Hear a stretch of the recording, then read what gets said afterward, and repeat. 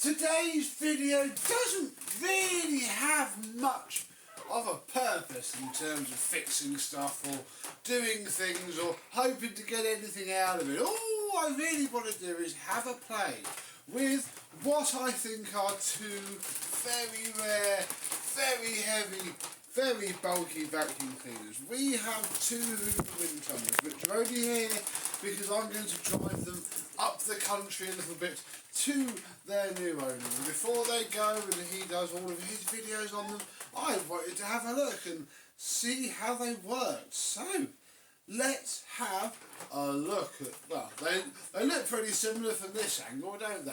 This shouldn't take long.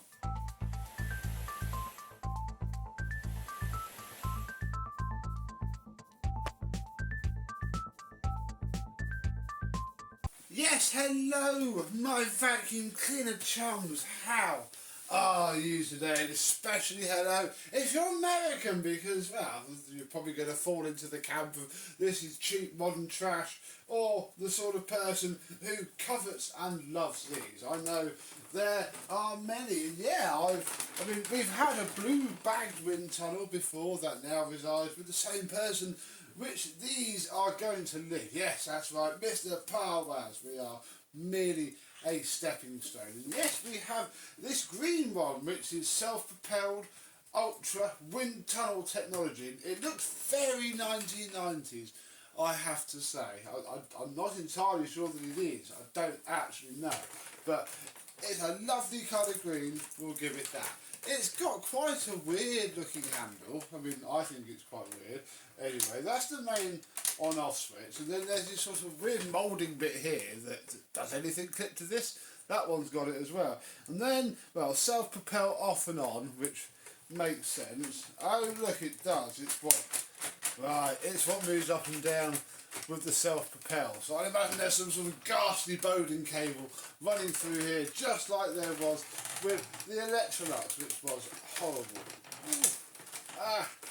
That doesn't come off very easily. So we shall unwind the flex and actually check. You know, I note it has a UK plug, but that can mean nothing. Yeah, voltage 230, 240 volts. It's a U6445. Yeah, no idea when or where these were sold in the UK, I'll be honest. It passed me by this era, and obviously they can't have been that popular because there's not much out there about them. I wanted to take the cable off so we can have a look at this rather interesting and very expensive looking filter, which, I mean, that's basically a Hoover Pure Power filter, isn't it? Just a bit longer. And yeah, it's all one piece. It's all spotlessly clean as well. These machines are, that is, I think, why Mr Tayyab has saved them. I'm just, you know, assisting him with him not having to pay an absolute ton in postage. On this side, I mean, this has a super stretch hose, apparently, and I mean, compared to, say, the hose on a Sevo X1, I would indeed say that is quite stretchy, but yeah, it's not that stretchy, unless there was another hose attached to it as well. We have two separate ones, fair enough, very good indeed. They've not seen much use. You can always tell how much use a tool has had from its end bit. And obviously, yeah, why the heck would you? These must be clean fan. I don't actually know. They must be. There's a dirt sensor that I have seen before, because that was on my wind tunnel when there are electronics and bits and bobs in there. Under here, we have three tools, which, again, like my wind tunnel that's in the shed, all very similar. Like I go on about the tools that we had in the UK being of a very standardised design. This must be pretty much the same to any American watching the channel. Right, that's very good. In there, we have a bag fitted. Nothing much to talk about. In there, there's a spotless pre-motor filter under here, which we may as well look at because I've just got it out. Very nice indeed. These machines want for nothing anyway.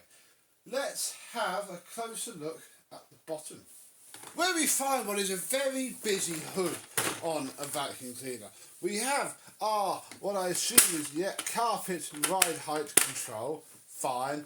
understand that. Then there is a carpet and hard floor switch, which, from the fact that it's not moving, and those look mechanical, I think there must be some sort of mechanised system in there that moves this when the machine's on and probably turns the brush roll off. So we'll leave that one alone, and we may have some headlighting. Oh my goodness, it's such a heavy, creaky thing. Underneath, very nice brush roll. That's like the same sort of brush roll that was on my Hoover Elite, just a lot bigger looking. A blockage removal report that only seems to maybe require 2 screws to get out, otherwise it's all of this. And of course, yes, somehow, somewhere, and we're not delving into finding out why, is the mechanised control for the self-propelled stuff. And I don't know why, I probably have it. I thought it would have gone from the back wheel, because that's what we got in the UK, but no, this has a full-on setup in there. Very nice indeed. Right, let's have a look at the other one. Now this one is much nicer to look at. It's a sort of dark burgundy. Oh look, another nice brand new bag. It's like a darky burgundy colour. Oh dear, look, somebody's given it a wipe over. You see folks, that's why they've got to buff it off a little bit and put some wax on it. We'll let Mr Tayyab do that. Picks up more dirt than any other upright. Period. Oh Hoover, you did make yourself ask for it when it came to marketing flops, didn't you? Because yeah, I think these did have their problems. I can't also work out, please again tell me in the comments, this must be older than that one, do tell me. And please don't tell me these were like the mid to late 2000s, because it just looks so old. Oh bless it. We have ourselves again quite a dated filtrete looking sticker. Oh, and a completely different style of post-motor filter, just a piece of what is essentially aquarium filter. Oh no, and of course you're not going to go back in. Very nicely are you. Wah! Yay! Didn't break anything. So that's fine, that's literally all the same. The tools, however, are on the back on this one, obviously exactly the same tools. This is supposedly a U6439. Very nice. It also has its 2 wands. It's got pretty much the same hose as well. So yeah, it's essentially the same machine unless there's anything drastically different underneath. The only difference that of course I have spotted so far is under here has been completely remoulded. So I guess this is a standalone piece that you can take in and out. And we have ourselves our wind tunnel technology turbo brush, which is what makes you think this thing can't be the 90s, because that sort of cheap trash turbo head wasn't available then, to my knowledge anyway. We still have ourselves a fairly busy hood, but again, not a lot has changed here. This is the same height control. This is probably, yeah, it feels like it, the same floor. Oh no, the floor adjuster is working on. Oh, I see. Yeah, there we go. So that does work. However, this one just makes it clear when the handle is up, which it is now, brush roll is off, and that's why it then locks itself on in there. So that is pretty fair enough, pretty reasonable. The green one could have learned a thing or two from this. Underneath it also copy paste as well. Ooh, the brush roll's a lot stiffer on this though. Comment down below when Mr Tayyab does one of his massive mess tests. I think my money's on this red one. Ooh. Ooh. Very nice indeed, and literally identical everything else. Wicked. Right, well, since all I really want to do with these is have a play with them, I've got the 110 converter sat out there, so let's turn this one on first and see how it goes. I don't quite know what to expect really. I don't even have any idea of what these sound like in my head, so let's turn it on and see.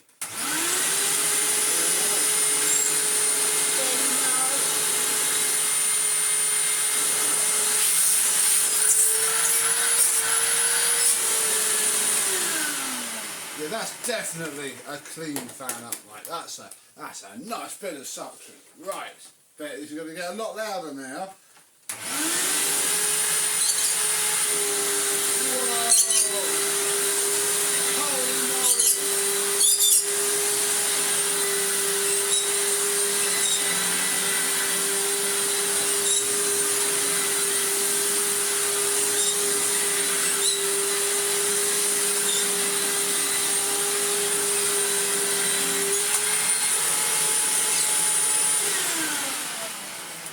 That makes a Turbo Master look a bit weak. Crikey, that bag is on, isn't it? Yeah, that is.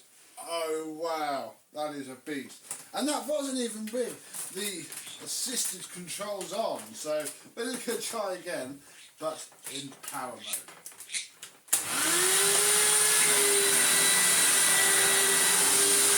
Oh yeah!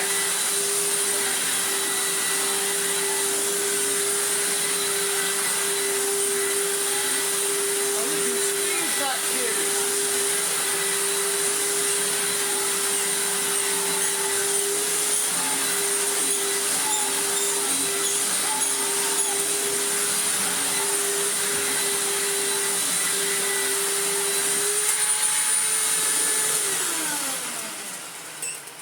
It's almost uncontrollable with the power drive thing turned on. But, of course, don't forget, you Americans wouldn't have a piece of carpet this small in your house at all anyway.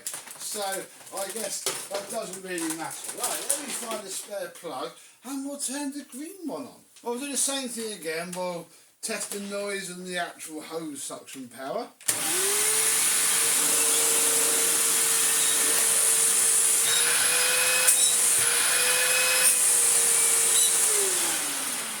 Wow, this one sounds a bit louder, but it's also quite a fair bit more powerful.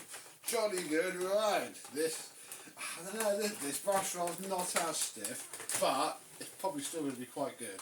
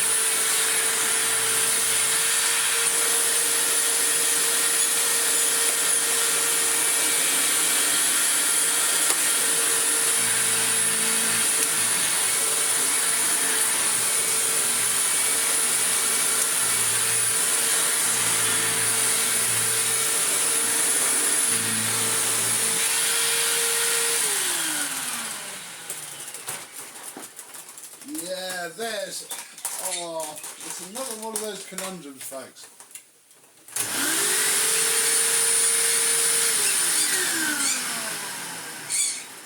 This one sounds nicer, but this one has more power, far more power.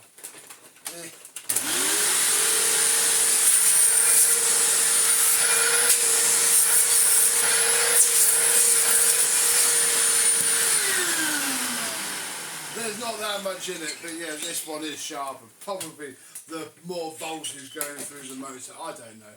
There's possibly a reason, but oh wow, how amazing. Would I ever find home for one of these in the collection? Well, possibly, yes, one day. But that day isn't for now, which is why, yeah, I didn't buy them, and Mr Tayyab did.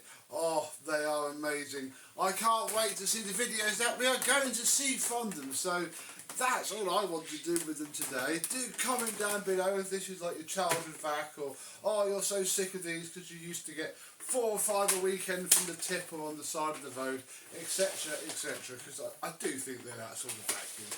But sat here in the UK, they're very, very rare. This one more so, because obviously it is 110 volts, whereas this one was at some point sold in the UK. How very intriguing.